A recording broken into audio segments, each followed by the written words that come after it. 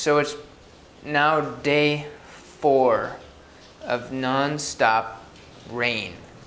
Like all night, all day, can't leave your house. Because if you get wet, here's how you dry your clothing.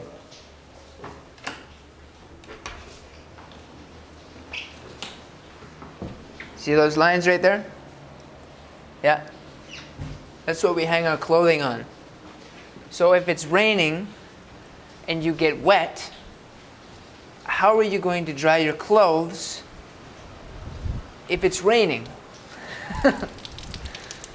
So needless to say, doing laundry frequently can become a struggle. If you have to leave the house and go somewhere, you only have your trusted umbrella, and actually if you don't have one of these, you're in trouble, because this protects you from the rain, but it also protects you from the sun. So if you're not getting drenched, you're getting scorched. It's kind of the happy balance here in Cuba. Like today we're supposed to go get some papers from downtown to update my visa and to get a police record check for Sandra for part of the application to get her into Canada. And it's just been raining and raining and raining and raining. And here's the risk. We could risk go on the bus and go downtown. It takes about an hour to get there because you got to take one bus here and take another bus there, and you get like 50 people onto a 20-person bus, and it's crazy, and you're like shoved up against the wall, and it's horrible. And we could do that, but because it's raining, the workers might not be there. They might go, "Hey, it's raining. I'm not going to go today," because hey, if you're only getting paid 50 cents a day, are you really all that motivated to go to work and actually do your job? No, I wouldn't be.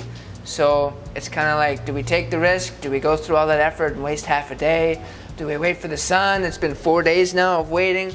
It's kind of one of those things. One of those things you got to get used to in Cuba, I guess, if you live here. So I get a lot of questions asked to me. When is Sandra coming? When can you bring her to town and back to Canada? And well, it's a bit more complicated than you might assume, because the way it works here is you're almost not allowed to leave the country. I mean, you're allowed, but they're going to do like everything to just make it extremely inconvenient. For example, this is our application to get her to Canada as my wife. Now what it involves are plane ticket receipts, hotel receipts. I need to get a whack load of photos. I need to get police record checks. I need to get health checks. I need to get photocopies of our marriage certificate, birth certificate, passports, all of these things. And every one of these forms is at a different office somewhere in Cuba. Either in Veradero, which is in a different city than us, or we got to go to Havana, which is 2 hours away. And you go there, you sign the papers, and then you come back, and then you have to go back to Havana to pick them up or to pay for it like 2 or 3 weeks later. So you're just like running everywhere, and it's insane. And this is one thing that I heard that is absolutely crazy. This is a marriage certificate. This is our marriage certificate.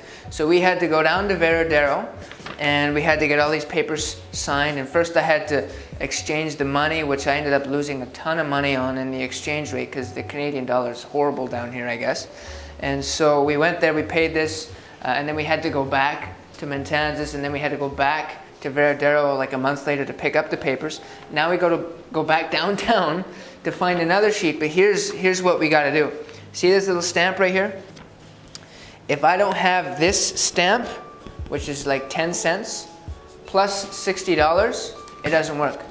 But the thing is, they don't sell this stamp anywhere convenient. So it's like somewhere downtown in a post office underneath some rocks, somewhere, like it's that inconvenient. It's crazy. It's driving us nuts. But we will break free. We will bring her to Canada eventually. It's just one of those processes you have to commit to. I think it's a test to see if you actually love each other, to see if you really want to be together. They're just going to put everything in the way. As soon as the right people get this in their hands, the clock starts. It's about 10 months for it to get approved.